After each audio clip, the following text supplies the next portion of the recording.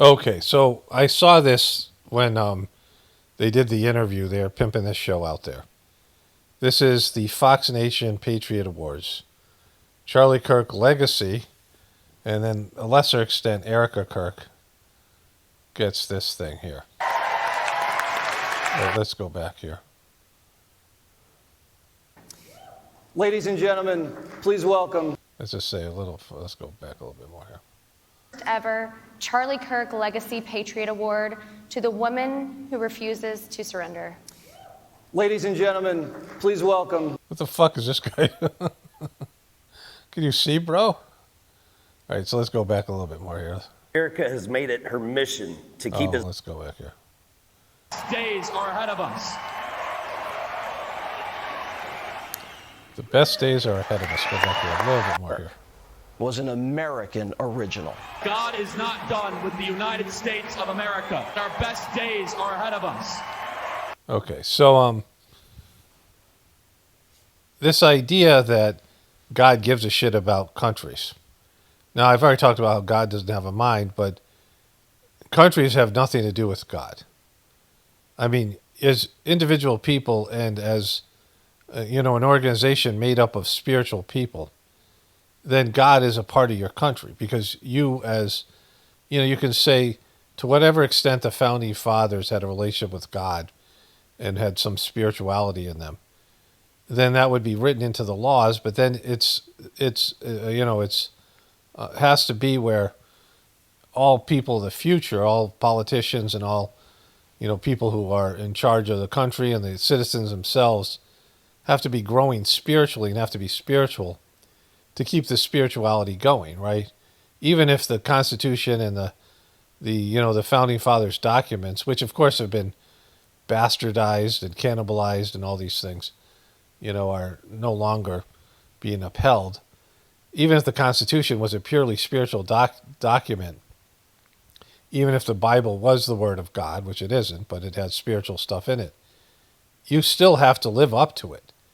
Like, you still have to carry out those principles. And so there's no such thing as a country that is, the chosen country of God or chosen people. It's up for each person to, subjugate their, not to say subjugate, that's a bad word, is to tame their egos and do what their soul wants them to do, which I talk about so much in all my videos, right? But it's a silly statement here.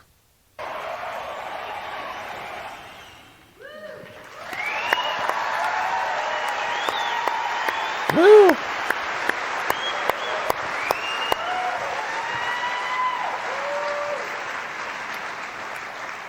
In the wake of Charlie's death, his wife Erika has made it her mission to keep his legacy alive. Has she, though? It is our great honor to present the first ever Charlie Kirk Legacy Patriot Award to the woman who refuses to surrender. She just won't surrender, which she really has. Because, the stuff that Candace Owens has presented are two documents, one in which was a memo to his staff saying he wanted an audit, a Doge-style audit, because he didn't know where all the fucking money was going, the hundreds of millions of dollars in shekels that he was getting, all the shekels he was getting, he didn't know where they were going. So he wanted an audit, and 9 days later he was dead.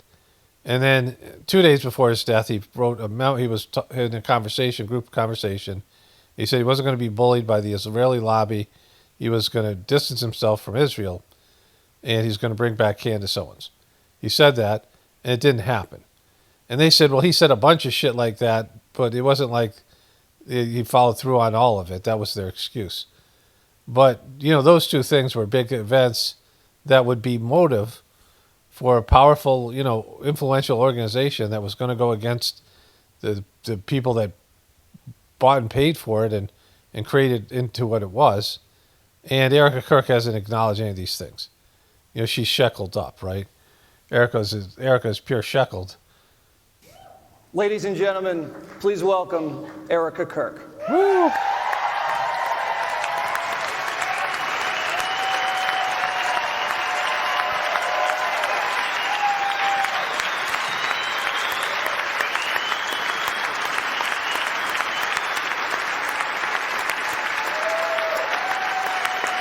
Oh, she did. There she goes. She's doing her signature. Fucking putting her giant hand with her gaudy jewelry on the back of this girl's head. Does she know who this person is?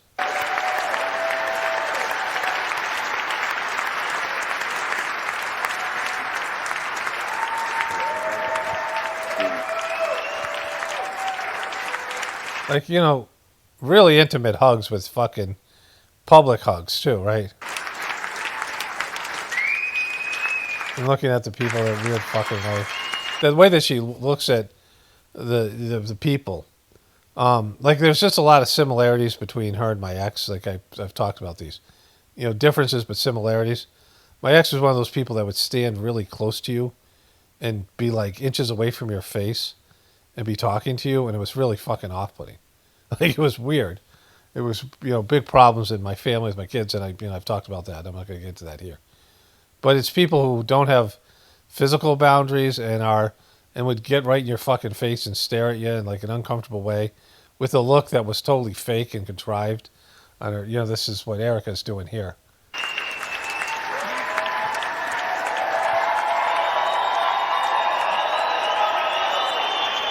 Woo! She's getting a standing ovation. Now, she's wearing this emerald dress for some reason. Today is Thursday or Friday, the 7th, 6th or 7th or something I said earlier. I'm already made my video for today that I'm putting up, but I wanted to get this out of the way because I'm over it. Like, I just don't want to cover her fucking weird shit that she does. Oh, fuck. She's got a different fucking handkerchief. Jesus Christ. Like, gets so annoying now when she does that with her gaudy jewelry. We love you. I do too. I do too. I love myself too. I love me too. Like, you guys might notice that, but I love myself too. I do too. Thank you. So you love these people? Is that what you're trying to say? You love every one of these people? Like, when you don't love them. Like, why? Why? Because they're cheering you, or do you love the these people who are making fun of you, or all these? So much, Suzanne. Thank you so much to the Fox News family. Thank you so much to. She's giving everyone the finger there. Go back here. Holy shit! She gave everyone the finger. Watch. Here, look. With that big G, she's giving you the fucking finger right here. Fuck you guys, she's saying. She's saying the thing I'm dabbing, but. So much to Jesse and everyone that loved my husband so well. They love my husband so well. Thank you. Thank you so much. Thank you. I'm the greedy little. Look at these pieces of shit out here. Look at this guy's fucking tweeting. Tonight, as I receive this award on behalf of my... When they start giving people awards, it means that they've been bought and sold, right? It means that they've either bought an award or they've been personally bought. Like Marian Ellison, she gave Trump $100 million, she got an award. Or somebody who has caved to the powers that be and is acting as a good soldier and a good shill. And this is... incredible husband. It's not just myself that's receiving it on his behalf. It is also our incredible Turning Point USA staff. That's that smile that she does. This thing where she does this thing. What? It's our... Right there, right fucking there. It's really getting annoying. I just get, just so annoying. Watch what she said. It's Turning Point staff, and she does this smile here, this fake smile. Our incredible Turning Point USA staff. It's our incredible Charlie Kirk Show staff. It's our 4,200 chapters on high school campuses and college campuses. Woo! Yeah.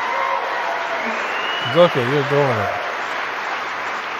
It's the 800,000 student leaders that we have a part of our Turning Point USA family.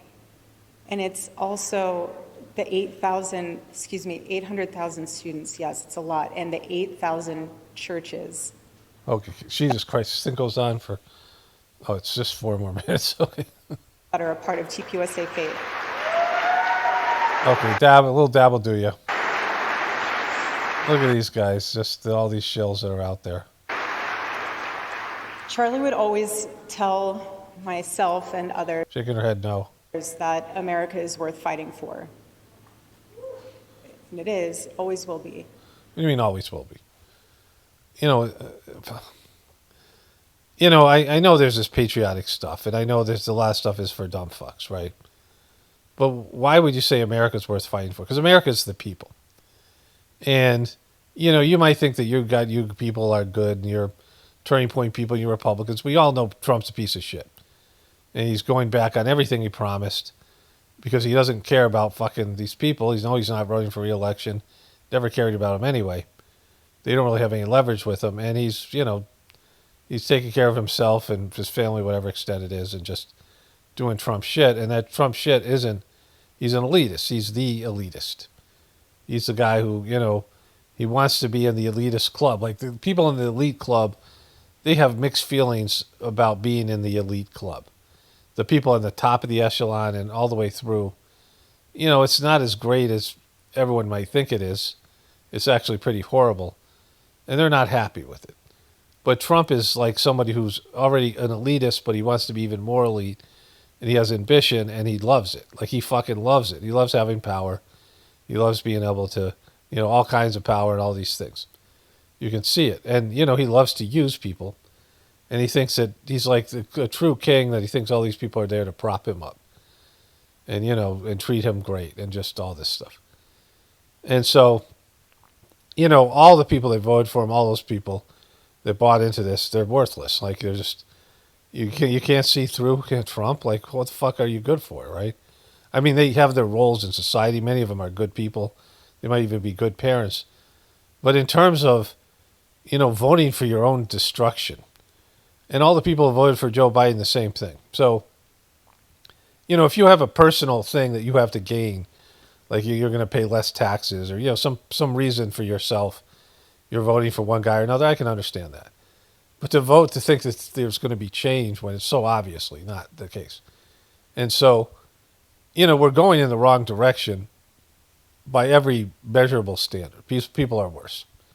And, they're talking about evil coming, they're both Trump and campaigned on, Joe Biden, we're fighting for the soul of this country. And Trump came out and said, America will be destroyed if Biden or Kamala Harris gets elected. That America will be done. And they said the same thing about Trump. I mean, that's the kind of shit we're talking about on both sides. And it's true because people fucking suck. And America sucks. And we've always been an evil empire. So it's not worth fighting for. It's not worth saving. The only reason we're fighting for it is we don't want to give up our lifestyle. That's the only legitimate reason. None of these other things. Of course she's going to say this bullshit. This is what she does. This is what they all do. I'll never forget the time where someone told him, I appreciate what you're saying. I just don't really like how you're saying it. I don't like your delivery. And I think you could reach. She has these smiles. Smiling and crying. You can laugh so much that tears come out of your eyes, right? Like, there's laughing when you're really like sad. Sometimes you'll be so sad, you'll get to a point where it gets funny and you laugh, right? But smiling is something different than laughing. Smiling is, she has this joyful expression. And then all of a sudden, oh my God, it's time for me to dab my eyes again.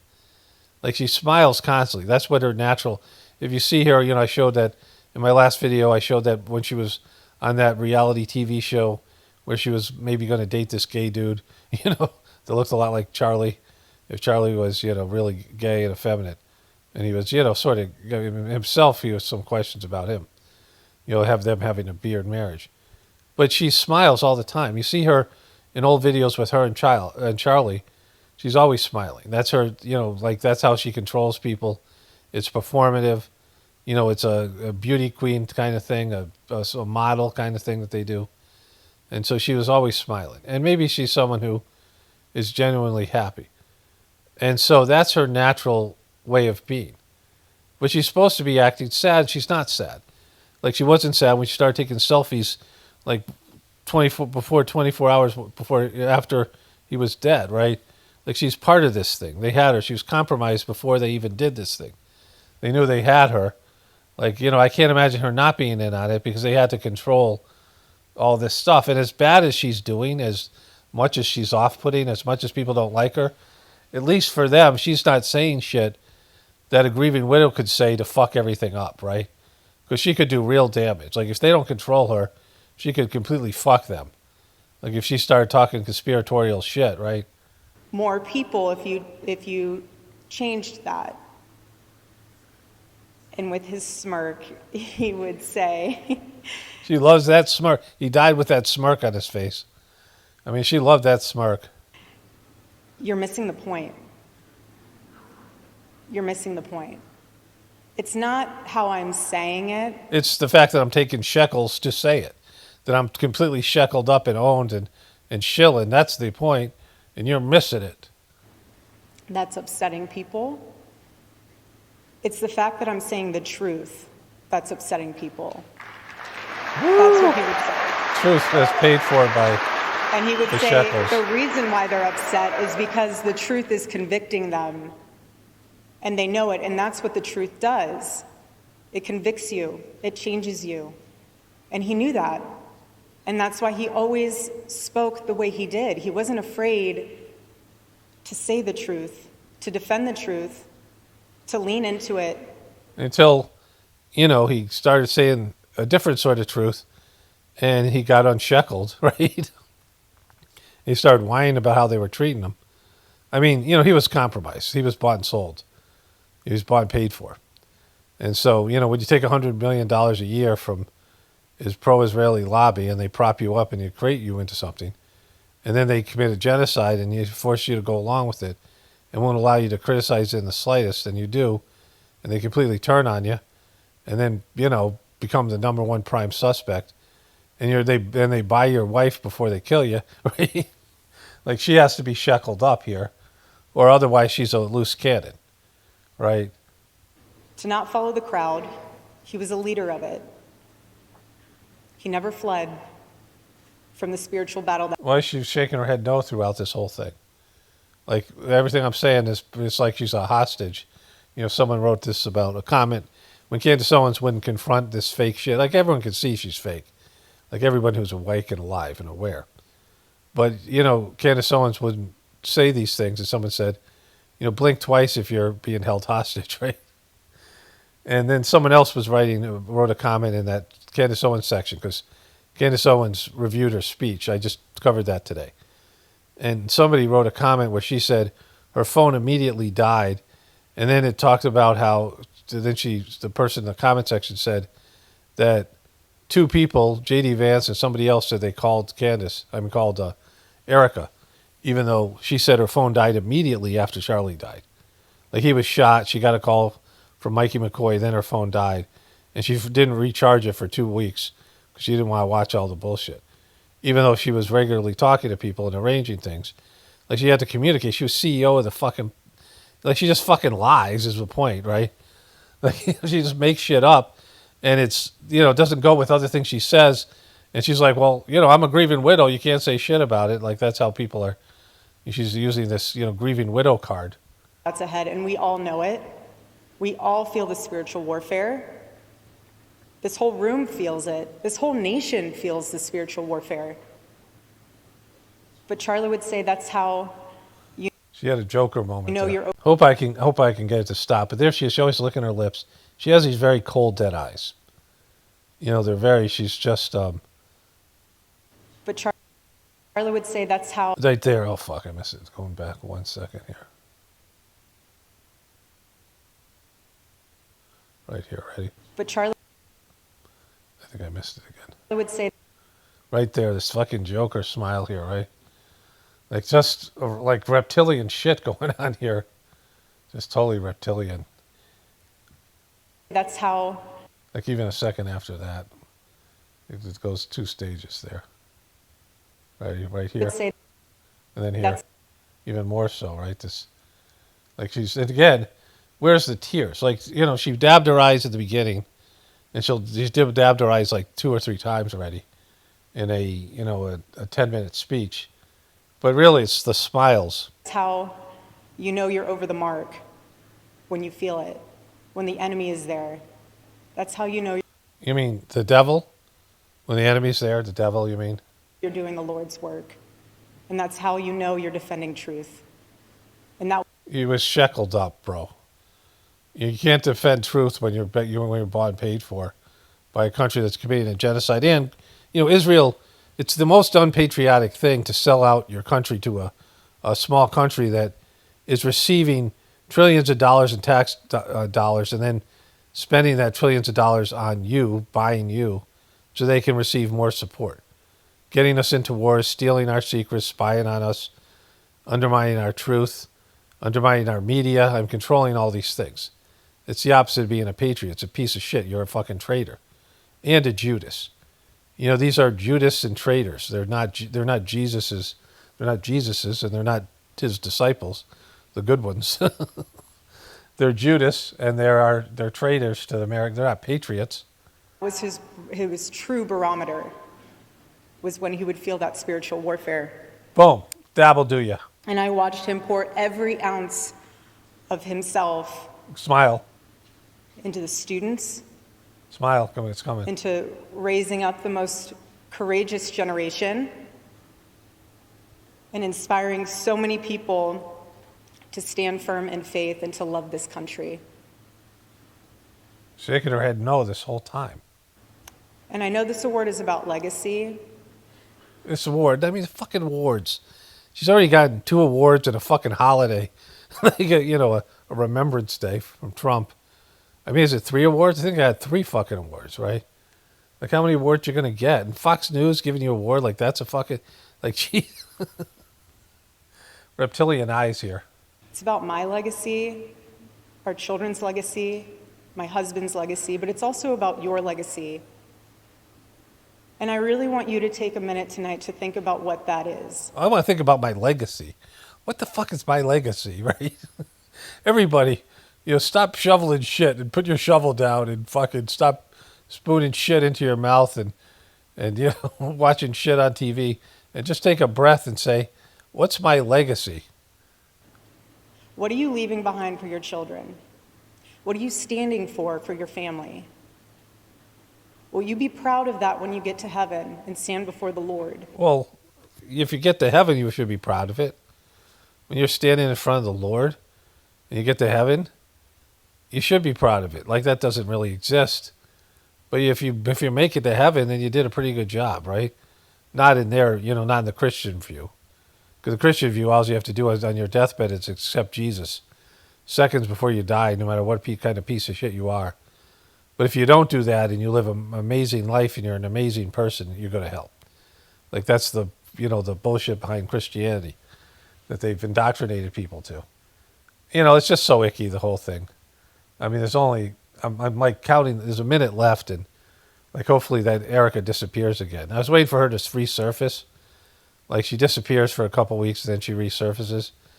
And it's so annoying. It's just, she's the hardest person for me to cover. She's not funny. She's not entertaining. She's just 100% ick. It's so icky. Because she's invoking God for political, monetary purposes. For the shekels and for the political bullshit. And Trump has turned out to be fucking so bad. Like, he's worse than even the Democrats thought he was going to be. Just think on that and pray on that. Because I want to encourage you to know and understand something that Charlie knew and understood so deeply. He knew that evil wins when good people stay silent. You mean that famous saying? He knew that famous saying, that famous bumper sticker? Like, fucking, else? Evil wins when you take a bunch of shekels to sell out your religion, your country, and yourself, and young people, and bully them on college campuses. Evil wins when you do that shit, too. Evil wins when you start taking shekels to do evil shit, right? And so for the rest of my life, More shaking her head here. She just shakes her head no the whole time. And so for the rest of my life, Nope. I will make sure Nope. Nope. that I don't stay silent. I'll Boom. keep speaking. Yeah, then why aren't you talking about the things he said right before he died about Israel and how he felt bullied and how they were all turning on him and how they were pressuring him? You didn't know anything about that. Like, he didn't talk to you about that at all? You got shackled up, bitch, right? Right before they killed him, they shackled you up. And they said, hey, some shit's going to go down. We need a count on you. And she goes, well, keep them shekels coming. I don't like this motherfucker anyway. Right? You mean I get his spot? You mean I'm going to get his spot? Holy shit. Yes, give me some more shekels. The truth, Woo! no matter the cost. No matter the cost. She's so brave. Who's this little fucking goblin here? Is that McEnany? Look how these people are lit up. Like, they lit up the famous people, and then all these pieces of shit back here are dark lit. Like these people who are, somewhat Fox News famous people. Shekels, people providing the shekels. And I pray that all of you do too, for Charlie. Do it for Charlie. Do it for Charlie. Take some shekels for Charlie. God bless you. God bless Hey, you, Sean motherfucker. All right. Wow, I'm done. Like, I need a break from frickin' Erika Kirk. She sucks so fucking bad. Okay, so I just want to add something here. I was about to go out shopping, but, Erika J. Kirk. There's certain things that suck for me. For those of you listening to this on the Journey series, I just covered Erika Kirk's speech when she got an award wearing an emerald dress, and she talked about the enemy and doing God's work. And, there's things that I've covered that are just ickier and heavier than other things that have a negative effect on me. Full House, I made a bunch of videos about Full House. Some of you guys remember those videos. I should see if I can make those at least available to the members. They're old videos. I mean, I was a different kind of YouTuber then. But all the icky abuse and all the sexuality of those girls on the show and all the weird shit and the weird Bob Saget stuff and all the rest of this, right, is just icky. And, it had a negative effect on me. And there's certain people and certain subjects that have, it just, there's things that bother me, like when we invaded Libya, that just always something that bothered me about that I have a little bit more of emotional reaction. But then there's the things like Erika Kirk and some of these other people. And Erika Kirk really stands out. And it's just like ick. Like, she's so icky. And the reason, other than she being really annoying and really fake and somebody who's supposed to be a grieving widow and using her grief, I've compared her to my ex. And I often talk about this quote here. And let's see if I can find it. Here, let me find it. It's over here. And so the victim's stance is a powerful one. The victim is always morally right, neither responsible nor accountable, and forever entitled to sympathy. And you could say this about Israel, the way that they present themselves, the Zionists using, whatever it is, Holocaust and anti-Semitism. You could say this about, the left and the right and everybody in mainstream media that's pushing an agenda about who gets to be the victim and who can be self-righteous and who can be, have this victim stance and something like this with Charlie Kirk and her being a widow, a grieving widow, and using the widow card and playing it. But also being somebody that's supposed to be a godly person and bringing people to, a demonic state by pretending and faking and saying these things. And, anybody can say biblical words or spiritual words. I mean, how many great pastors have there been who end up being complete deviants, often sexual offenders or having, multiple affairs, or like Jim Baker. Jim Baker was a good public speaker about Jesus and Christianity, and he was banging dudes, right, and cheating on his wife and exploiting her and all that shit. There's a good movie about that. So, in all that, you have those things, right? You have all of that stuff.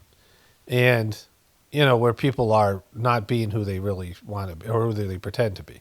And there's nothing worse than, doing that over a loved one's death. When you don't really feel the things that you're supposed to feel and you're somehow complicit in it, you've been bought and paid for, because I've talked about how, I know that they had to get the widow. They have to lock up the widow before they do something like this. You can't let the widow go out there and speak truth. You can't let what's her name, JFK's wife, Jacqueline Onassis, pulled that one out of nowhere. You should know it, but remember, they have to lock them up. They can't let those guys just come in and wreck the whole scam and speak truth and say, yeah, this is bullshit. The official story is bullshit. They can't have that. And so she has to be compromised, and she is. She's totally compromised, right?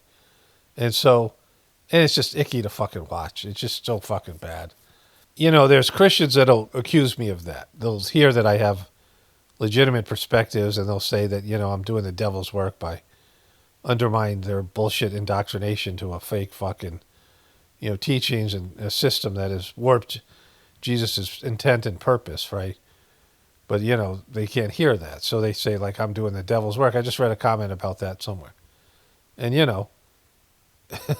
for them, yeah, I can understand why they think that way, because they can't claw themselves. They can't, pull the wool from over their eyes, and why they can't open up to the indoctrination they've suffered, and, they can't see the truth. And maybe they don't have the capacity, in many cases, to live a spiritual life. So it's probably a good thing, so they just have to put someone like me in a category to make it more easy for them to continue doing what they're doing. And I don't mind that. If that's all they can do, that's not my problem. I mean, they shouldn't be here. Like, go somewhere else.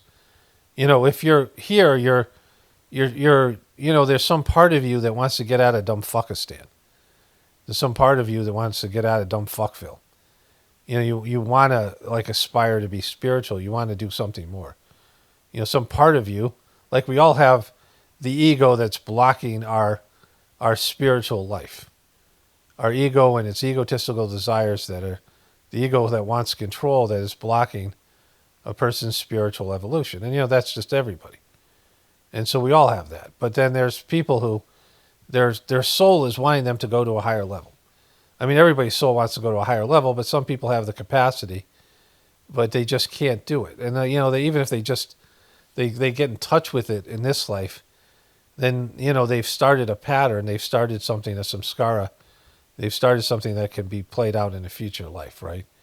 And so, I applaud people who are even just, dabbling, and even if they, as much as they can just, reach up on a conscious level so that they can, move forward and move to a different higher level in the future, either this life or, in some future existence. But, like, people are going to say that about spiritual people, because they always do, because religions are evil and they want to control God and they want to control people's relationship with God. And so they're scared and they're, hateful towards spiritual people.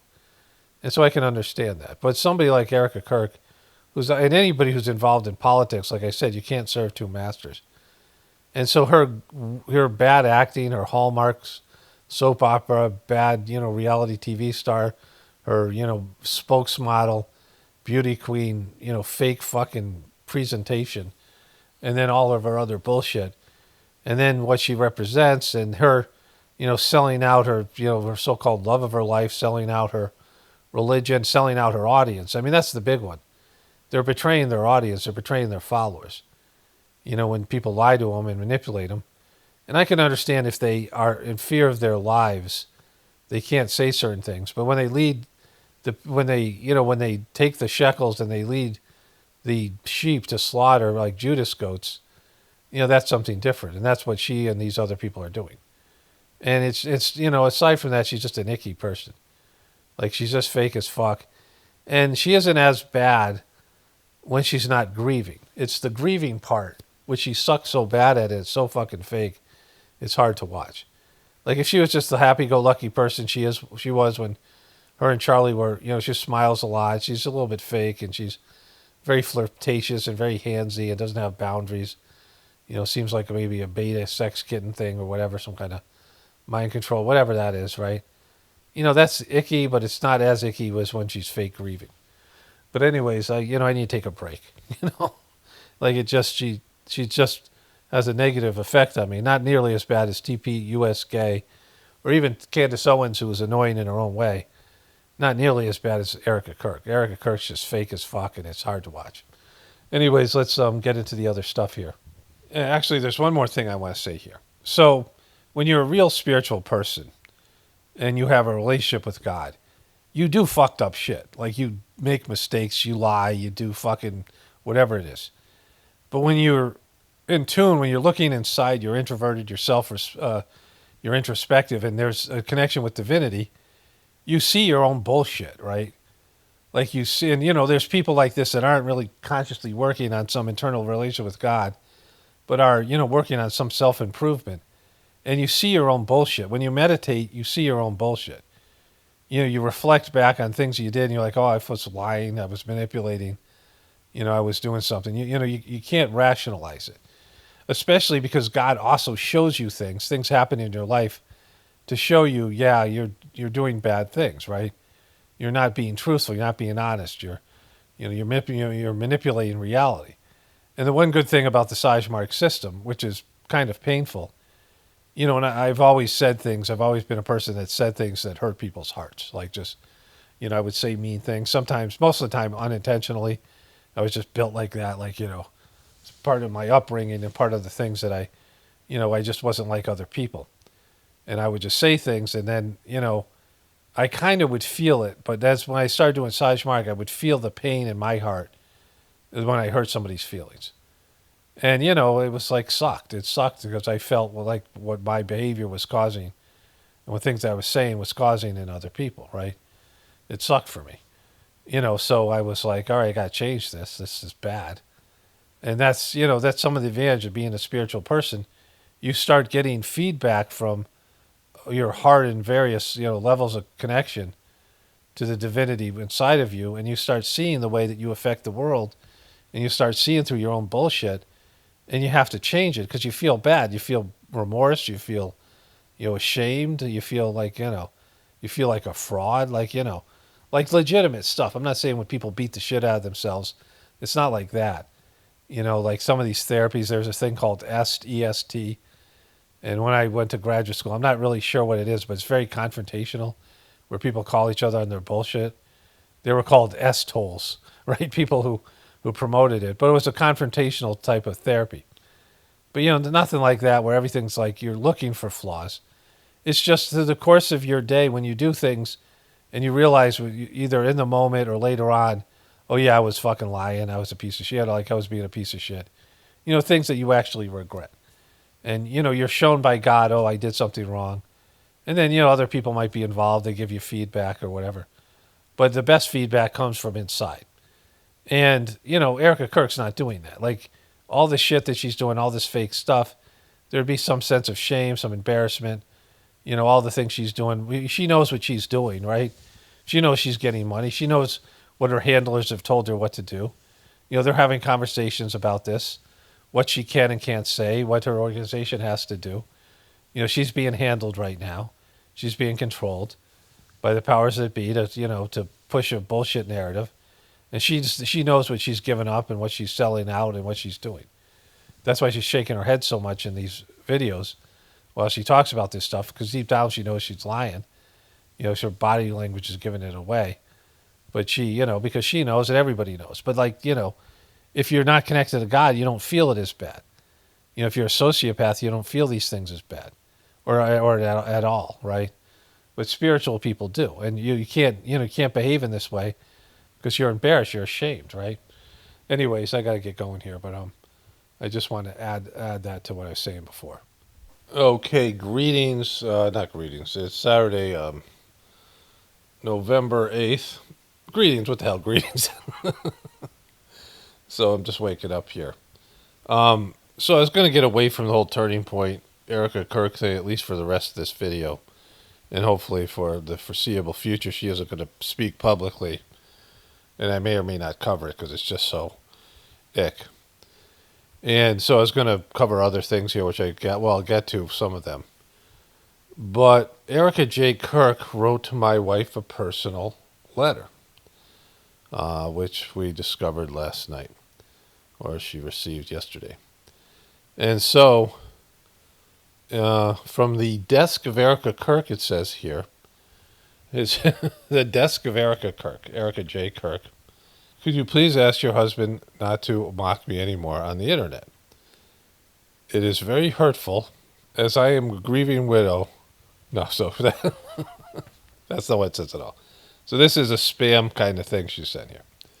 From the desk of Erika J. Kirk. Dear friend, I have heard from so many of Charlie's supporters their thoughts and prayers, and most of all, their love for Charlie and the impact he had on them. And I am beyond thankful. So many people have asked how they can help and continue the movement that Charlie built. And on top of that, over 120,000 young people have reached out asking how to bring Turning Point USA to their schools. And then underlined, with every heartfelt support, we will continue Charlie's mission and spread Turning Point USA even further than imagined. So first of all, I want to say this. There's more to come here. That this is completely unsolicited. So, my wife had at some point was on some Republicans lists, back, years before we got together. We've been married 7 years, I think now. 7 years. So my wife leaned Republican maybe years, 9 years ago, whatever it was. So she knew nothing about Turning Point, Charlie Kirk. She knew as much as I did when this started. And there's no way that they would have her address personally. Like, she didn't do anything to give Turning Point their address, right? She didn't contact them. She didn't click on anything. She didn't do anything like that. So this is from lists that she's on, because she got a lot of, she was sent a lot of stuff from Trump the last election.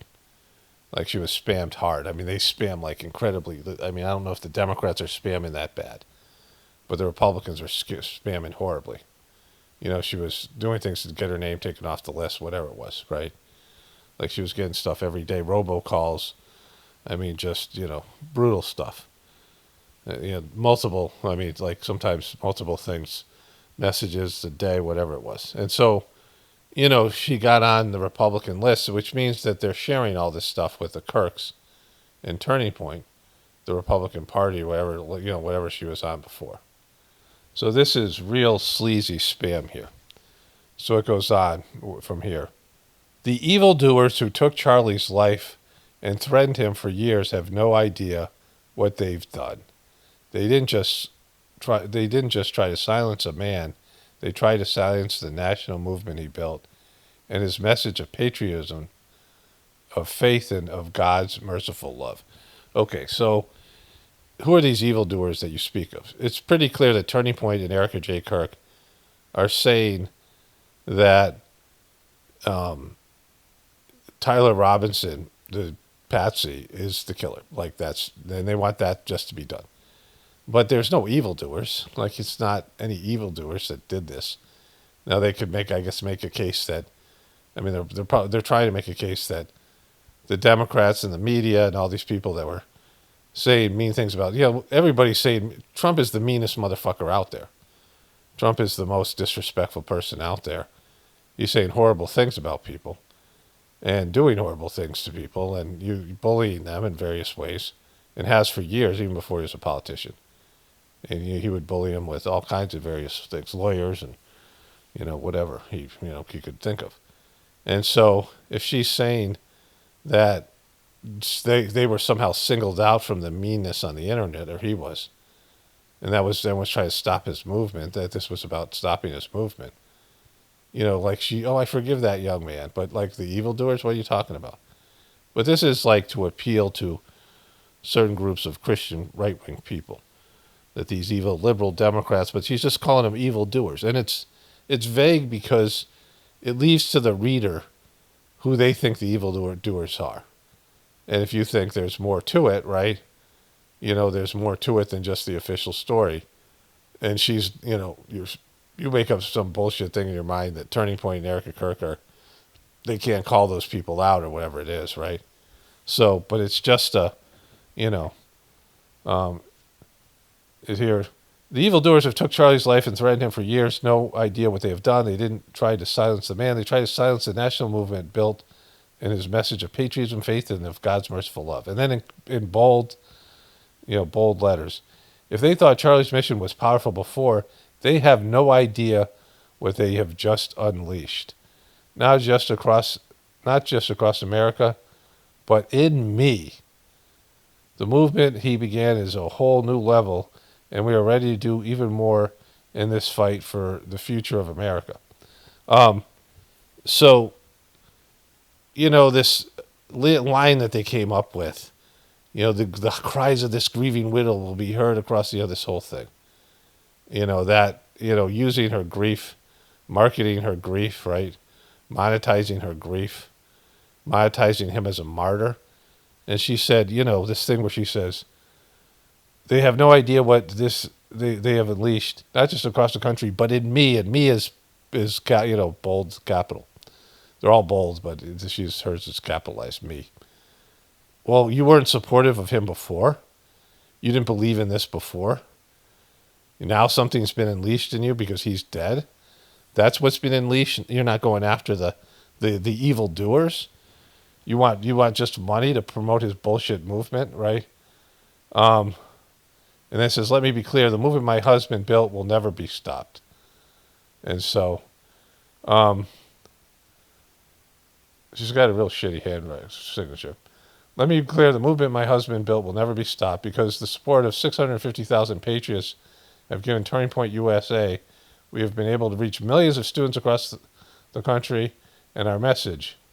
And because of their support, this movement will grow stronger, bolder, louder, greater than ever.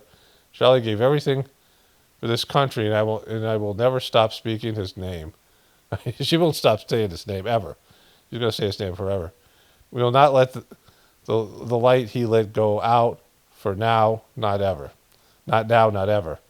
For Charlie, Erika Kirk, CEO and Chair. P.S. Charlie wanted to be remembered for his courage and faith. Please don't lose faith in this movement. And remember, our God is good. And then there's a separate little piece of paper here that comes with it, which is where it says, gives you your name and address and on the top. And this is, Dear Erika, yes, you have my total heartfelt support, and I'm honored to stand by your side at this time. I know that you and the rest of the Turning Point USA family will not only protect Charlie's memory, you will drive this mission forward. This country needs his voice more than ever. To help, I am closing a special donation, Charlie, in honor of Charlie. Please accept my gift of the amount of 35, 50, 100, 250, 500,000, and other. And then there's a bunch of stuff there on the back to give you a credit card. And there's a bunch of stuff, our mission, our vision, our principles, all these kind of things. So there's an envelope without a stamp. I was going to say if it did have a stamp, you could send things back. Everyone who gets these could send them back and make them have to pay for the postage, but they want you to pay for the postage as well because, there's that. So I want to be clear, for them to be mailing this to my wife, who has no connection with them, has done nothing that would, that her name and address would not be a part of any list that they would have access to, unless it was some old Republican Party spamming bullshit thing, right? As they identified her as one of these people. My wife leaned Republican, but she's not, big into Christianity. And so there's nothing there for them to whatever it is. So they're just putting it out everywhere. And we know that people don't like her. I mean, their husbands, she's grieving and publicly grieving, or fake public display of grief at the ickiness that she puts out there. But she's been spamming. I mean, they had that GoFundMe thing right on the front page of TPUS Gay at the beginning of the, right in the beginning of her dying. And they showed in the interview all the letters and things that they're getting. They have a whole room full of letters and a whole another room full of stuffed animals and things for the kids. She's the number one supported single mom out there. Like you would think, as a Christian and as a, whatever she is, she would say, all right, I'm good. There's all these other single moms. Like she would know what it's like to be a widow and a single mom. She would have widow compassion. But she's sucking up. Like there's people who are probably giving money to her and not giving money to their daughter or their daughter-in-law who's a single mom, like, and think about all these poor people out there that buy into this bullshit, who, this is a constant problem with churches and religious run organizations, and they're giving to the church. I mean, it's one of the Sajmark principles.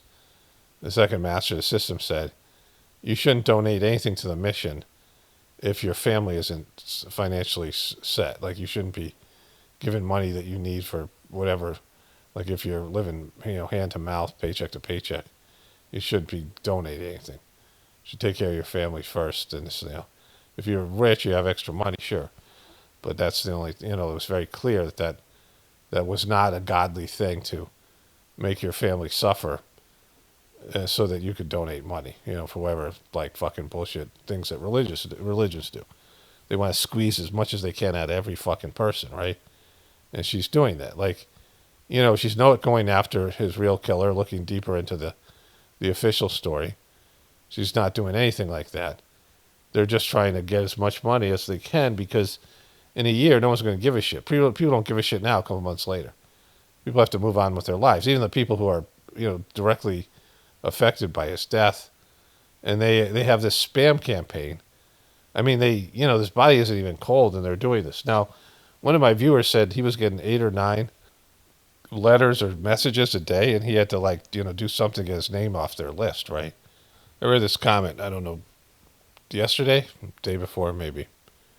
It was about how this person said they were getting messaged and bombarded by spamming. And so, this is bad what they're doing. Like, it's just bad. There's a person, I'm going to read a comment that has said, oh, they're going to try to make Erika VP. Nobody likes her. Like, nobody likes her now. They're not going to like her. How long is she going to keep on crying? The cries of this widow. I mean, they're going to milk this thing for how long? Maybe up to next year's anniversary of his death. I mean, at some point, you got to just move on. Everyone else is going to move on. And there are some loyal people. There are a lot of dumb fucks out there. A lot of people who are, will buy into this thing. Plus, she seems to be moving to Catholicism, which is away from the evangelicals that are the ones that get, they're most into all this stuff. I mean, they still have to figure out what they're going to do about Israel and the rest of these things. They're going to have to take positions on these things at some point. But right now, they're just trying to go after money. Like, they just spam as many people as possible. And, all the Republicans that are out there, there's, what is it, like 40 million? I don't know how many registered Republicans there are. So there's 35 million registered Republicans and 45 million registered Democrats, which is kind of stunning. And that's just a small percentage of the people. My wife isn't, I don't think, registered. She didn't vote in years. And so, I don't, again, if they get out as many people as possible and they just harass them and spam them, I mean, there's just how much of this grieving widow shit people is going to buy. And so it's a short-lived thing, and then they have to have a second act. They have, they had Charlie Kirk time, which was highly supported. I mean, they weren't able to do this based in donation. They could only do it based in support from Israel, which they're not going to get as much because, this war is over.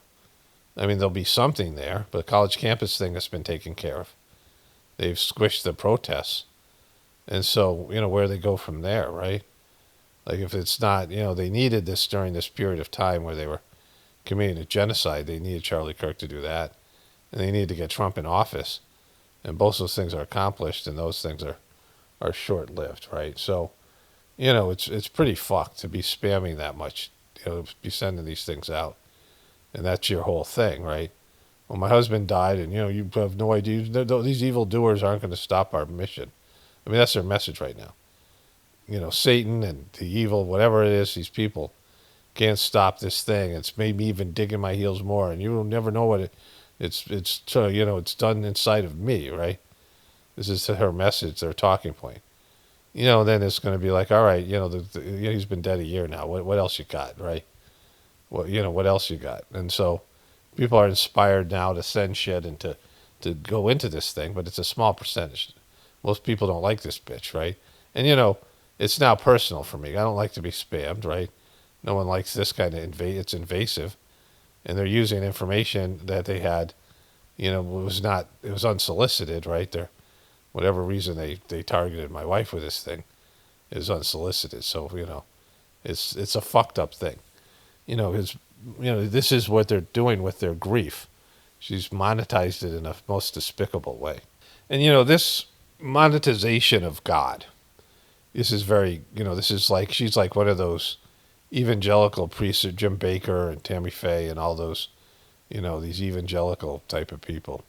They turn out to be total scumbags because they build these big mega churches and they really push for donations and tithing, and they really like lay into the people, and they make it about you going to heaven and your commitment, and in this case the martyrdom of some guy who was just a political activist and dabbled in a religion, would quote religion, pretend to be a religious person, but was more a political operative. And we all know Trump's a piece of shit now. The majority of people know this.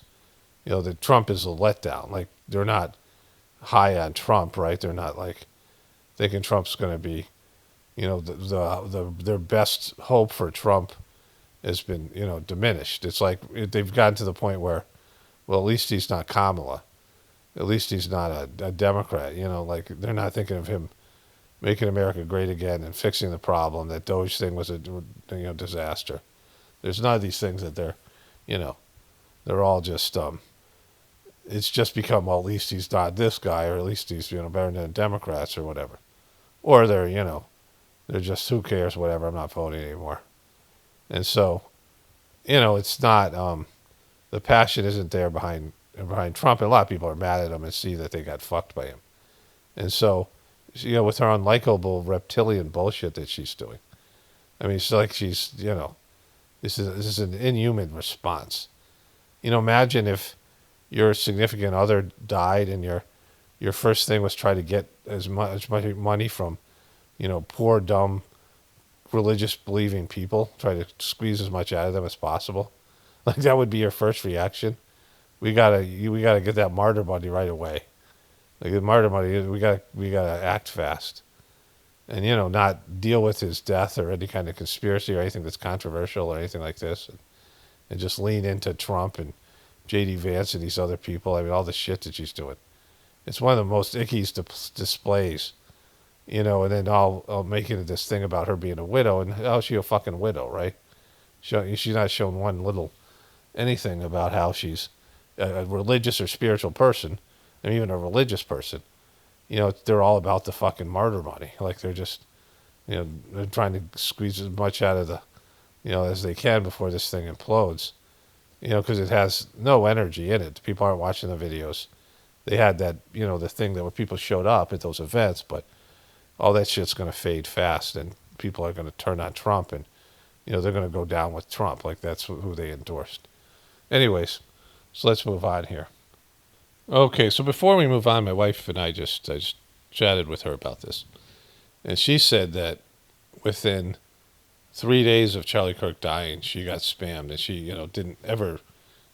we found out about Charlie Kirk and Turning Point US Gay at the same time. And they somehow got her address. She thinks maybe she's registered Republican. She was getting spammed a lot by Trump.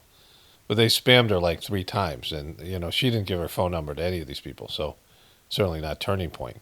And so they were getting that information. I mean, the whatever organization that had her information that was associated with the Republicans was sharing that information, which is completely, it's a privacy violation. And, she had opted out of all these things with Trump because she was getting stuff all the time, and letters and, messages and things. And so, she hit stop, but she said she'd probably be getting stuff every day. They were just sending things like, this guy was saying he was getting spammed like 8 times a day or something, whatever the comment said. And I'm sure some of you other guys are getting this as well. It's completely fucked. Like, it's just, but everyone knows it's fake. So she's a fake person. She's not really grieving. She's like some kind of alien. I mean, just whatever that shit that's going on. It's just gross, right? It's just fucking gross. It's grotesque, right? Her thing is grotesque. Anyways, let's move on to the other stuff here. So this is I forget what this podcast is called. It's the one that features the former NBA player Jeff Teague. And he's talking about how you're rooting against your teammates. You know, like all this stuff where they're talking about being a team and they're all pulling together and all this shit. You know, you're competing with your teammates, which I've known for years, right? All these people are hyper competitive. Here, this is what he has to say. Professional sports really serious. Like, that's why I always kind of make fun of my career. Like, like we joke about it all the time. Yeah. Because you really competing against your team. You're competing against your team, bro. I swear to God. I see what you're saying. You taught to compete with your team against other people. When you get to the pros, you are competing against your teammate, bro, because y'all fighting for a job, bro. Yeah, bro. It's You different. secretly, when you on the bench, if y'all fighting for a spot, you don't want him to do good, bro. At all. And Hey. it's crazy, but that's how people be feeling like, bro. I You- don't nigga trip or something. I don't want to get hurt, but I need to play. Or I hope You- you play bad so I can get in. And Like, you hella try to turnovers. And we You on the try same to. team. You try. Okay, so, you know, this is a thing, right? And Erika Kirk says something like they never competed. Like she was never competing with Charlie, you know, these kind of things. But people have sibling rivalries. They have rivalries with their spouse, you know, their family members. You know, we live in a very highly competitive society. And so, you know, there's that. Like, it's something that's known that, and then these professional sports where they always pretend they're like rooting for their teammates. And there's also just jealousies, and they spend so much time together. And so, you know, this thing with, you know, Erika Kirk clearly is an ambitious person and was not, she wanted some of the limelight. Like she's, you know, she could have said, all right, I'm going to be not the CEO of this company, but she's, whatever it is, she's the major shareholder in the stock. She could get people to do the job. You know, even like Candace Owens was saying she could get someone to do the job temporarily. But, you know, like she's going to have a lot more. If she was, you know, the way that they had the workload, which she talked about, Charlie kept saying, you stay at home. You just stay at home. You take care of things at home, right? You're in charge of the kids. You do this thing. You know, I'll do this other thing, and you know, you don't have to travel with me all the time, and all these things. You know, you just be in charge of this thing, the home thing, which is very hard. I've talked about the job of, you know, not just a mom but a dad, and you know they have money, so they can have nannies, and plus they have volunteers and interns. You know, they have all these people. They have staff. You know, they're much better off. She's much better off than 99.999% of single moms, but. You know, it's still a hard job to do. And now she's CEO on top of it, so she's doing Charlie's job and her job. So the kid thing's going to suffer. But their whole thing was about, she's going to be a stay-at-home mom, all that Christian stuff that she pretended to believe, right? And so, you know, just in general, if you see these politicians, they hate each other. Like, you know, they want each other to fail. And you think Gavin Newsom wanted Kamala to win? Of course not, right? He wanted his shot in 2028. So, you know, there's all, you see these people, you know, I saw David Axelrod talking about Obama, and, you know, he didn't love Obama. Like, you know, he's still milking the Obama. David Axelrod was in charge of Obama's campaign and these other places, David Plouffe and these people, right? Karl Rove. You know, these people are cynical. They don't like their candidates. You know, they ride their candidates, but their candidates are always doing shit to you know, self-sabotage and, you know, saying things and, you know, this whole thing. They're handlers. You know, none of these people like each other, love each other, want each other to do good. And the more time they spend with each other, the more they hate each other, right? Like this is, you know, my chapter in my book, The Choice, about how these are all venomous creatures. Like all the way up to the top. I mean, especially up to the top, where these ultra-wealthy people, they can't wait to, you know, get more money or more power than the other people. You know, the Rothschilds competing with the Rockefellers. They're all competing. And they're all, you know, they all want to be the fucking grand poobah, right? They all want the top spot. They all want to, you know, they hate each other. Like they're just, you know, they're all venomous creatures that are, you know, they all have venom and they all want to kill each other and kill the other people and rise up in their standing. They all want to go forward and higher in the capstone. Like Trump, that's what Trump's doing. They all want to They want more and more power. They want more and more, whatever it is, right? They just want more. They want less for the other people. And they hate they hate each other because that's their nature, right? That's that's the kind of thing when you're a selfish person. And it's pervasive in our country, in our world. And when you're playing professional sports or any sports, you're on a team. If some guy starts doing better than you, he's going to take your spot, right? So what happened with Tom Brady when he started off as a rookie?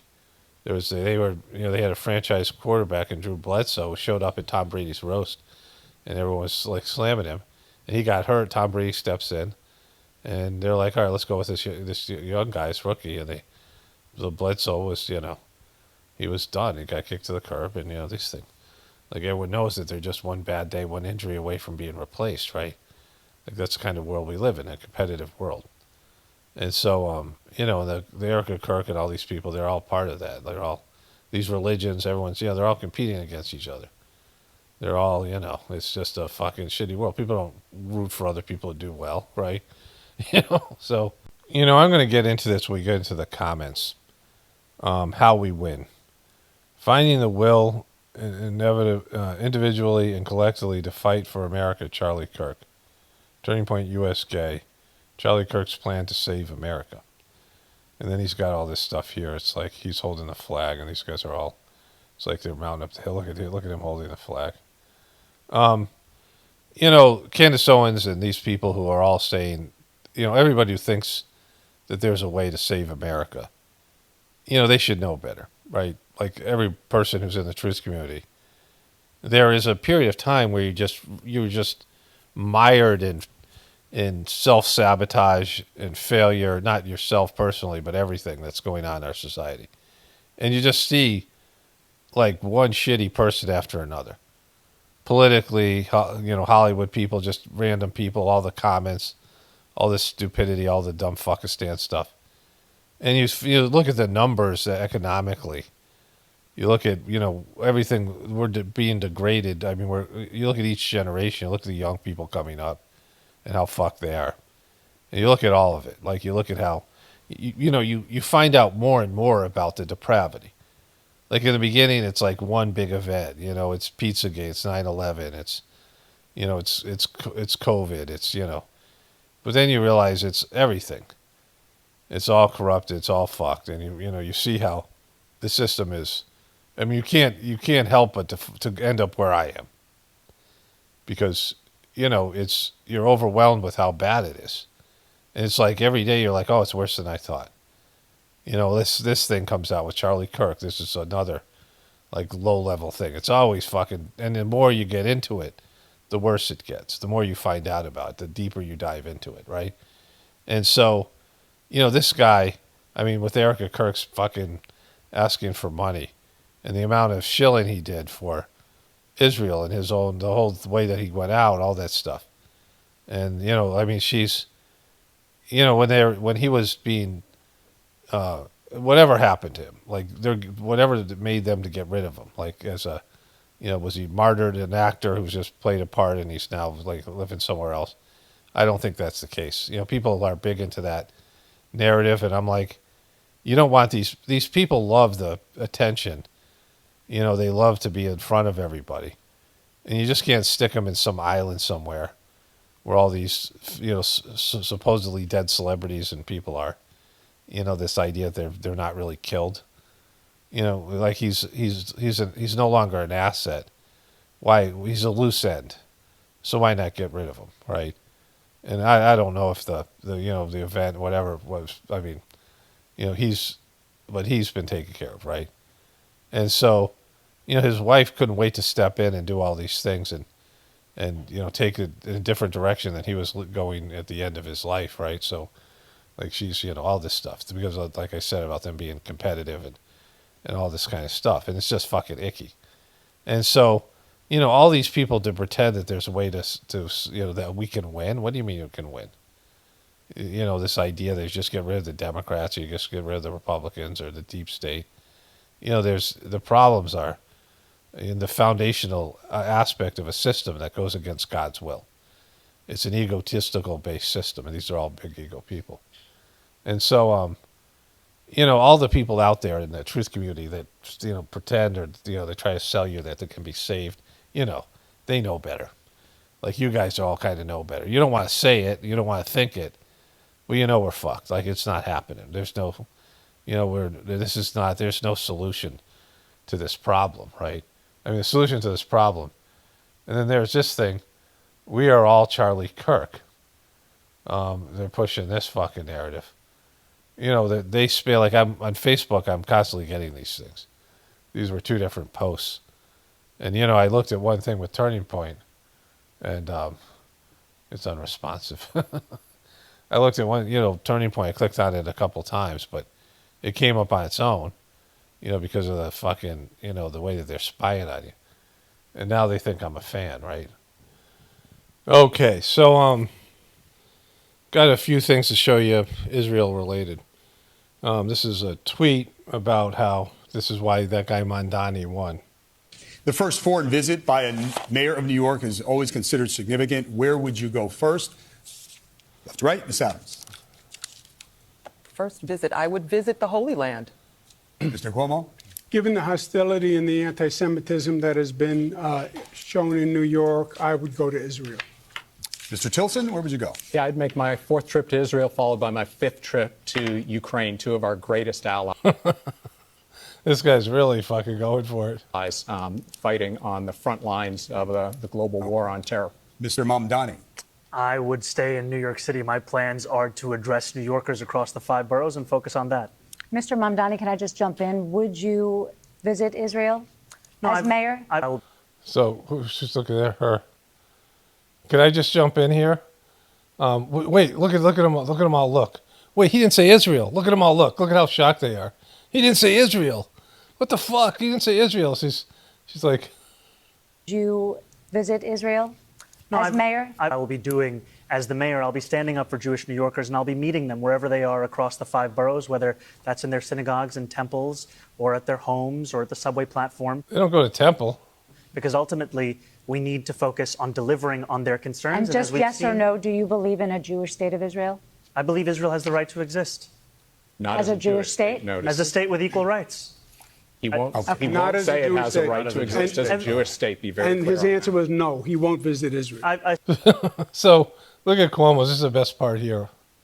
Just as a Jewish state. Be very clear. And his answer was no, he won't visit Israel. You hear it? He said no. You hear? He said no. He said no. You guys, Mom. He said no. He's not going to go to Israel. You guys, he's not going. He won't go to Israel. You guys, you hear what he just said? He's not going to Israel. The question was obviously there's one obvious answer here. As mayor of New York, you're going to go to some foreign country, and you have to visit some foreign country. Which country is it going to be? And the answer is fucking Israel. And he didn't say it. He's got the wrong answer. He won't say the answer, you guys. This guy over here, he won't say it. Equal rights. He won't say it has a right to exist as a Jewish state. Be very clear. And his answer was no, he won't visit Israel. I said that. That's what he was trying to say. No. Unlike you, I answer questions very directly. All right. My goal would be to take my first trip to Israel. My wife's life work in this area means a lot to our family, and it could coincide with my young son Miles' bar mitzvah. Boom! It's crazy. Both things. It's a twofer, and so Jesus Christ. He won't say he's going to go to Israel, you guys. He's not saying it. Do you hear him? And so the person who tweeted this said, this is why the guy won. There's all this, people are just over it. Because the obvious answer, there's one obvious answer you're supposed to give. If you'd like to have his bar mitzvah. Okay, but boom. The first. All right. So that was wonderful. Put forward by the Heritage Foundation, the outsourced brain of the GOP and the Republican Congress, which was obviously a channel for Israel First money, called Project Esther, which called for criminalizing the entire Palestine solidarity movement on the basis that they are providing material support for Hamas, or they are HSIs, HSOs, Hamas support organizations. And now they're trying to make good on that. But we have a constitution, we do have courts, we do have laws. And if everything you do is public and you have nothing to hide, then we shouldn't allow the fear to seep in. They should be afraid of us. And they are. I mean, that's what they're showing. They're afraid of us because the people are with us. Every single poll shows that that not just the majority of Democratic Party voters agree with what we're saying on Palestine and beyond, but particularly on Palestine.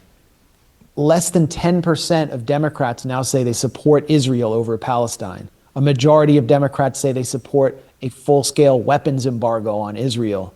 Close to 40% of American Jews state to pollsters that they believe Israel committed genocide, and a majority of American Jews state that they believe that Israel committed war crimes in Gaza.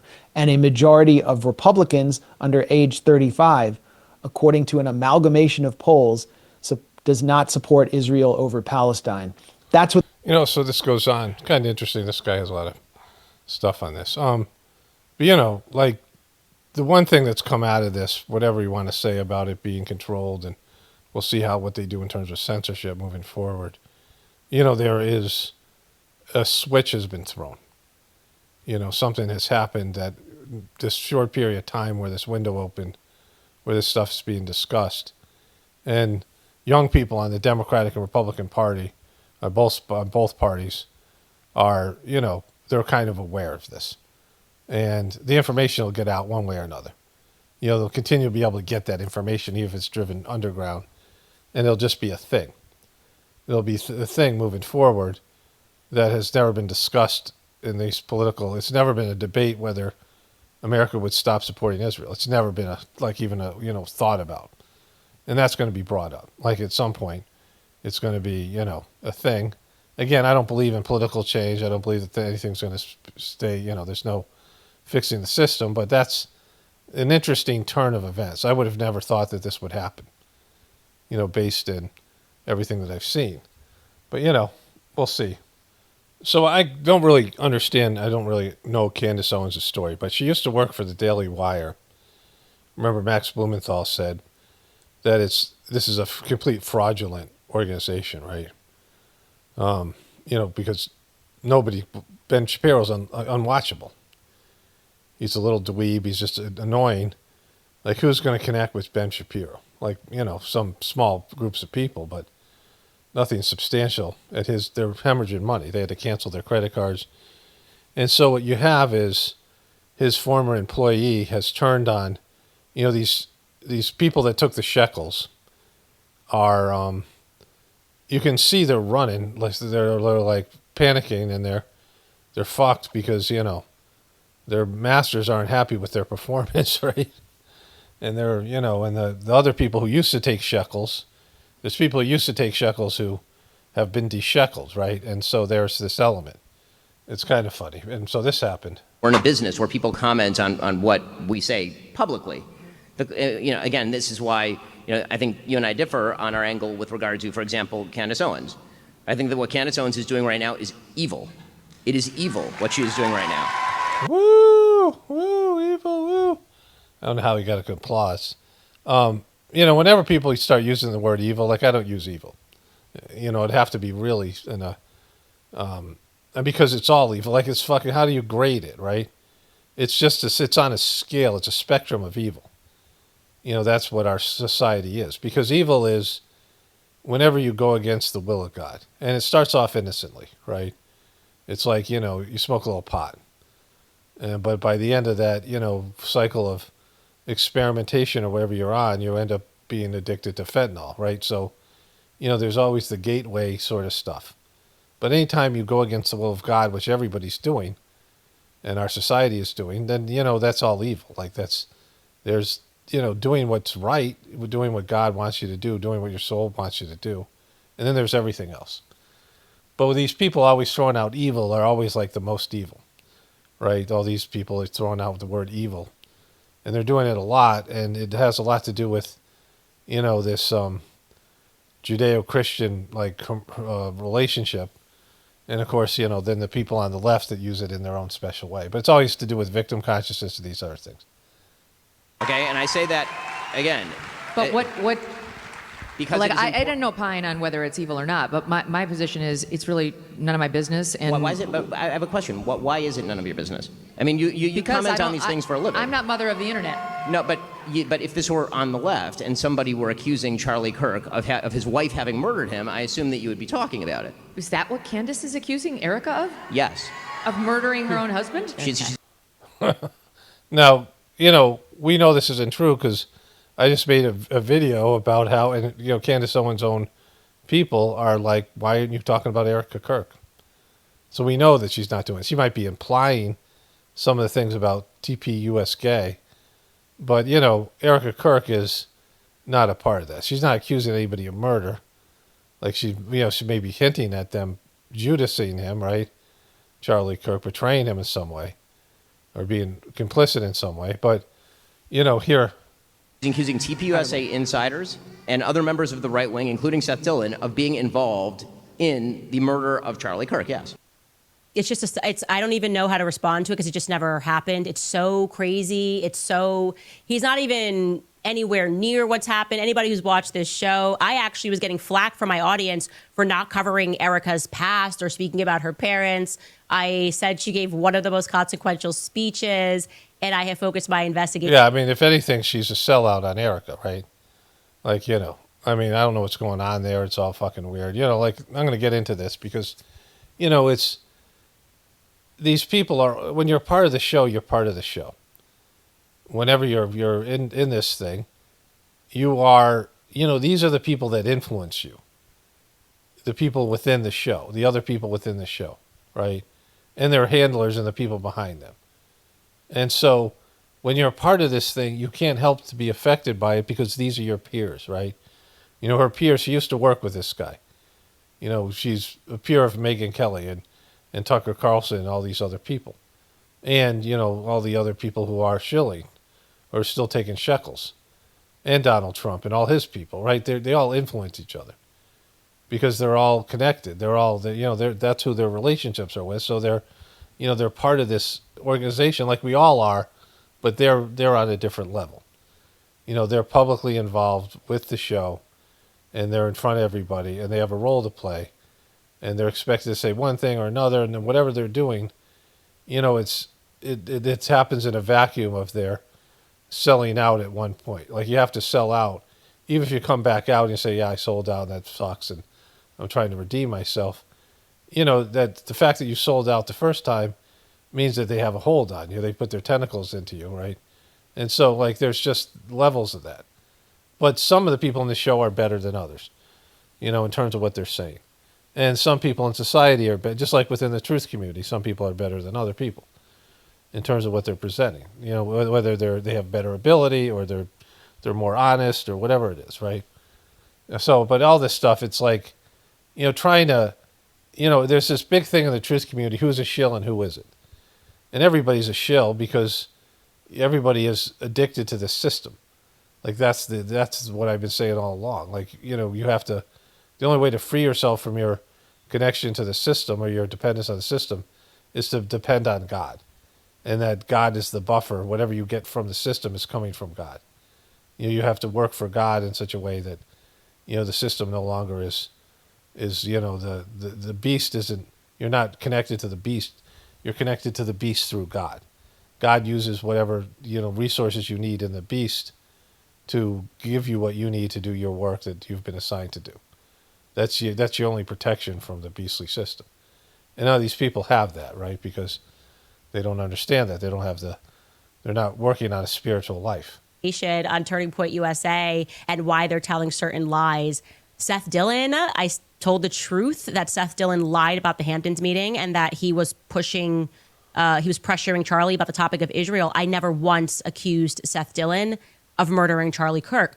So what's he actually doing here, right? Obviously, there's a lot of layers that we should peel back, and it's important that we do it. The least interesting part of this is the fact that he's lying through his teeth. That's implied he's a Zionist. The stunning hypocrisy again, okay, of him picking the topic of Charlie Kirk to pretend that he's noble when it is just a fact that Ben Shapiro did a lot of things behind the scenes to stop the rise of Charlie Kirk. It's a fact, okay?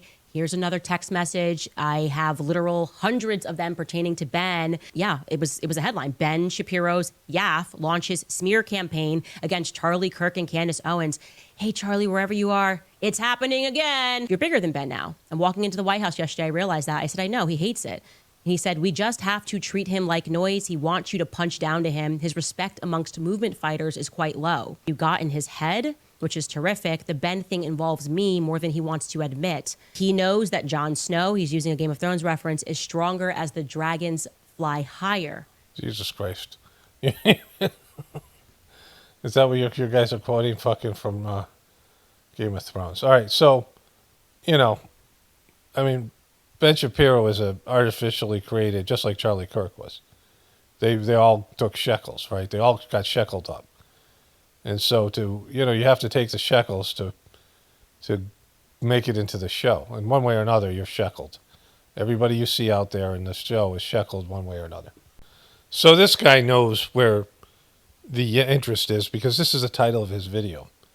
Officer Tatum drops massive update in Charlie Kirk case after Monica Kirk's interview with Jesse Waters.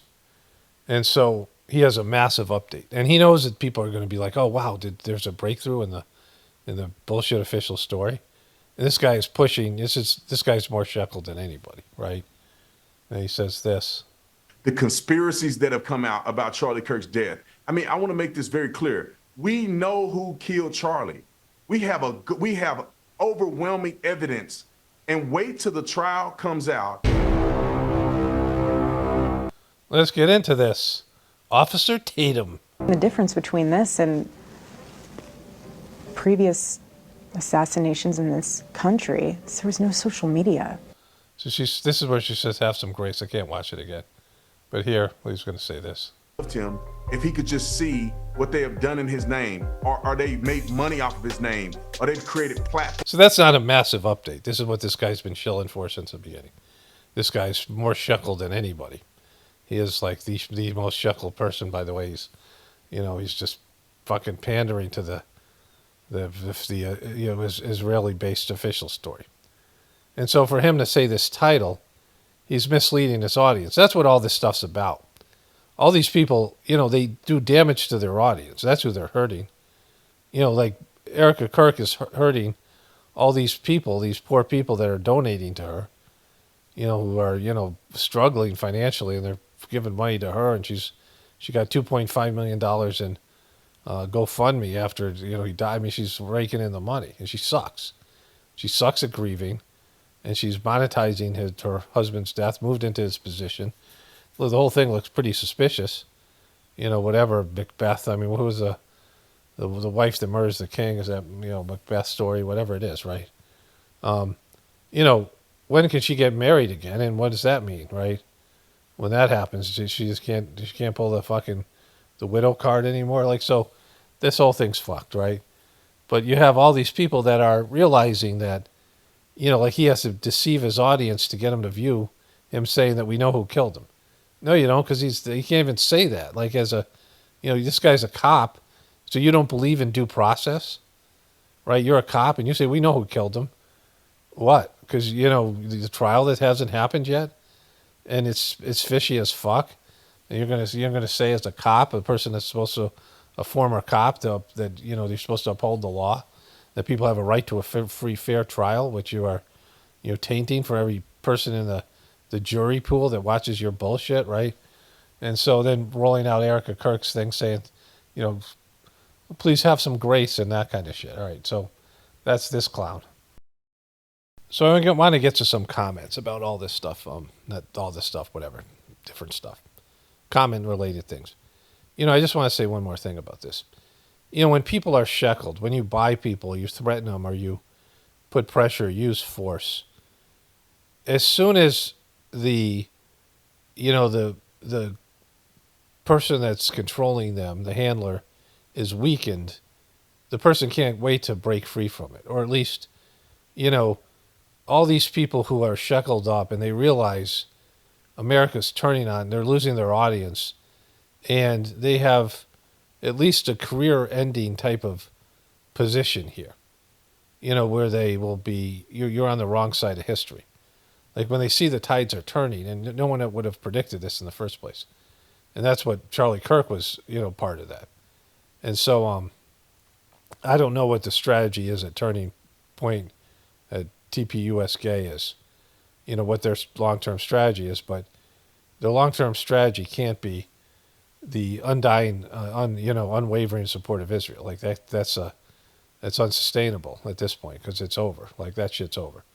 Whatever that means, you can, crush people and threaten them and silence them and censor them and all that shit, and there's going to be major backlash. Like it'll be out there, and people will abandon Twitter or abandon not Twitter, TikTok when it's taken over complete by Israeli control and the censorship comes in. Like it'll just be this thing.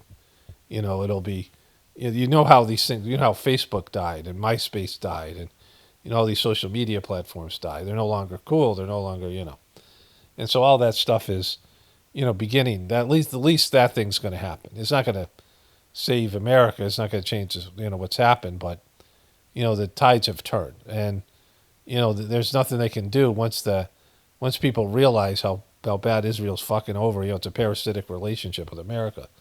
And how bad that is and how long it's gone on. And once the information starts coming out, people are like, holy shit, right? You can't unsee that. Like, you can force people to be silent.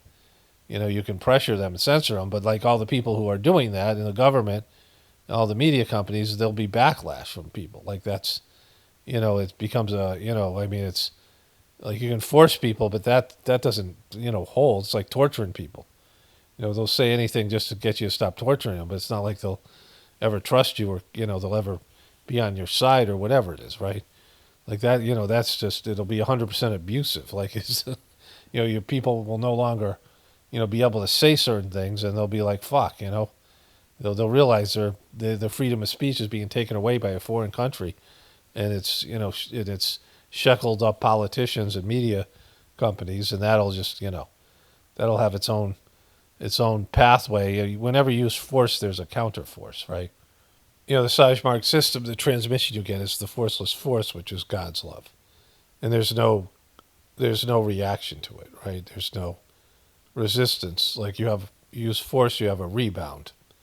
You bounce a ball, the ball bounces back towards you, right? This is, the principle of force, then there's a reaction force. So you use force and then force comes back at you. And so with that in mind, let's get to some of these comments. So some of these just came in today, right now, and then I want to get to the other ones. You think someone in her inner circle would suggest dropping the tissue prop is just making a bad performance worse. I agree with that. Erika Kirk, J. Kirk is a human Hallmark card. I would agree with that, but she smiles so much. Like she smiles. Like that's her thing. She smiles all the time. That's her natural state, which is, her smile and her laugh. She doesn't laugh so much when she smiles. But Kamala Harris, for example, her natural state was laughing. And her laugh was horrible. She had this witch-like cackle. And so they made her not laugh, and then it was weird. Because, that's how she expresses herself. Like that's her being authentic. And so Erika Kirk being authentic is her being smiley and flirtatious and all this shit. And so she has to counterbalance that because that's not grief. She's got to be grieving. So the only thing she can do is dab her eyes and, she can pretend to be sad. Oh, she does a very fake, superficial, I'm so sad and, pouty face that she does. But that's pretty fake. So, like, she's screwed either way. She's just not built for this role. What the fuck is this woman, the star of Tissuegate?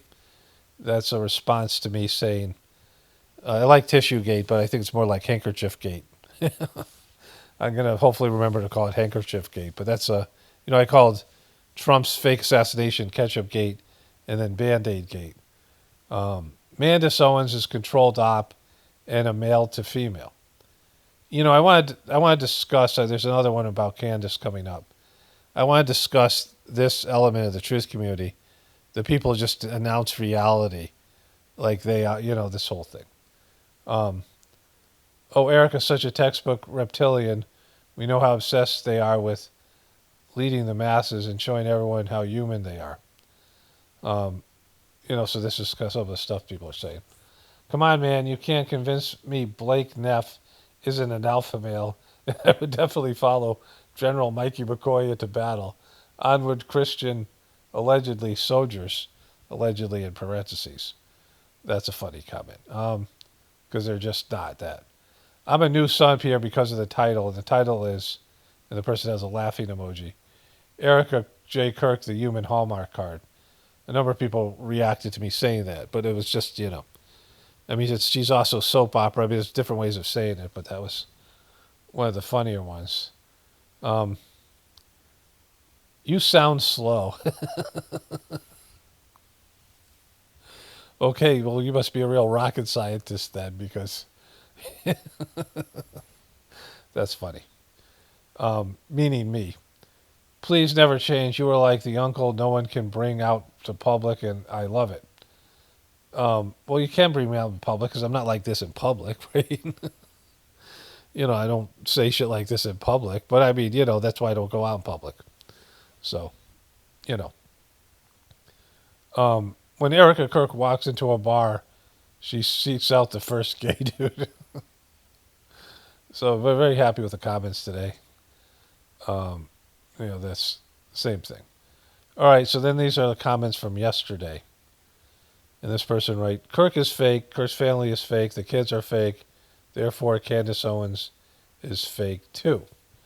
Candace is the worst. I can't effing stand her for a second. It amazes me how many people just fooled into believing her. And then this one here. Never laughed as hard at a grieving widow, LOL. This is a strange word, homie. Allegedly grieving widow.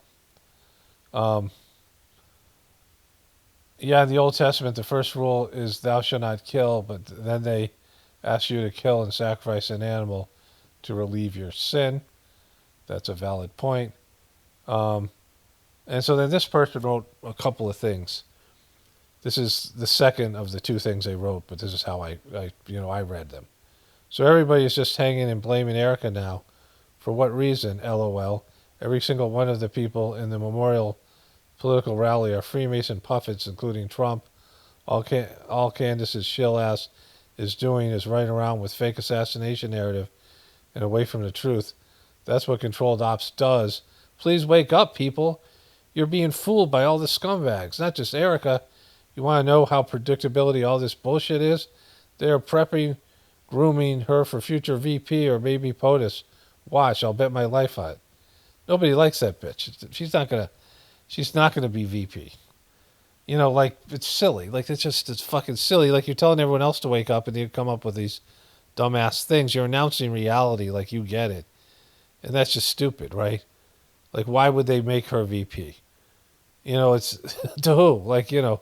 She's not popular. The people don't like her, and once the grieving thing wears off, she's not going to bring in Republican people or anybody. It's silly.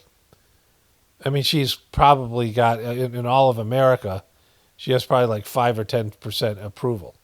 And that's post being a widowed. Wait till that shit wears off, right? And then the person wrote this before that. Anyone who looks at the shooting video and thinks it's real, I feel like there's no hope for you. No hope for you. If you still think Trump and Kirk are good guys, there's no hope for you. There's no left or right. And I would say to this, where's the hope for anybody? The system's crumbling. It doesn't matter whether you believe this stuff or not. Just because you know that Trump and Kirk are fake, you think there's more hope for you, right? You think, you're going to somehow avoid all this shit, right? They all belong to the same club and fuck us over in different ways, while people are out there crying over some guy they never met. They're sitting back laughing at fools, and they're going to keep deceiving you if you let them.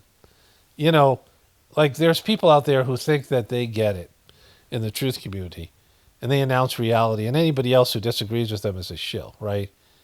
And, all this stuff, truth is on a spectrum. There's the absolute truth that no one wants to deal with. That's about themselves having to change. It's about, the real true nature of God And it's also about, things your ego doesn't want to deal with, and surrendering your ability to do the wrong thing, to make bad choices, because it's your God-given right to do that. At least that's what people think in terms of their egos. And they don't want to stop doing that, right? I talk about this all the time. And that's just the beginning of a spiritual life where you end up, realizing you have to discipline and restrain yourself on an ego level and do things you don't like to do. And accept things that are bad, that you don't want in your life as being good things because they're coming from God, all these types of things, right? And nobody even wants to, majority of people don't even want to flirt with that. And when you do get to that point, you're just at the beginning, spiritually.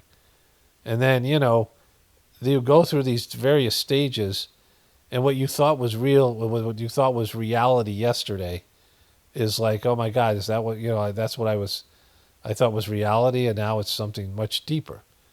And then when you understand the true nature of God, it's in many ways terrifying to the construct of our minds and how we go about our daily business as people. We wake up in the morning and you have things that you want and things you don't want, things that you seek out, things that you want to ward off, and you think this thing is good and this thing is bad. And most of the times the things that you think are good for you are bad for you, and things that you think are bad for you are good for you. And so, there's that element. And that's a simplistic way of putting it, but, people have the inability to deal with all that stuff, right? To see reality for what it is, right? To see it from God's perspective. And so, just because you think you know something, you've woken up to one thing, doesn't mean shit if you don't do anything with it. And what are you doing with it, right? There's a Whispers of the Brighter World message that I was talking about. One of my viewers sent me a similar one. It's two similar ones, but the one that I'm remembering, and it might be this one, and I just don't remember the proper phraseology. But I think there's one out there that the Whispers message says the innocent will be punished with the guilty. Something like that, right? And I can't find it. I know I have it saved somewhere, and I don't know what I have it saved under. The earth is nearing a worrying saturation point. See how around you the whole creation is suffering. This is Monday, March 5th, 2001, 10 a.m. And things aren't getting better, right? They're getting worse. They have been playing with fire for too long. Men are the culprits. They have been playing with fire for too long. The process is irreversible. They cannot stop any more of this mad machine than that they started, and which is rebounding on them. They mistook progress for notorious incompetence, for the notorious incompetence which characterizes them. While so proceeding, they are not really unaware of the consequences of their actions, but their pride was and remains the strongest. Now this critical point has been reached. How will they get out of it? Poor innocents will have to pay for that. The collective consciousness also belongs to each one. The tragedy has no way out, and you can notice its damaging effects more and more. We do not want to be alarmists, but simply wish to open your eyes while there's still time. Your means of actions are very much limited. You do not hold the reins of power. You can mainly pray.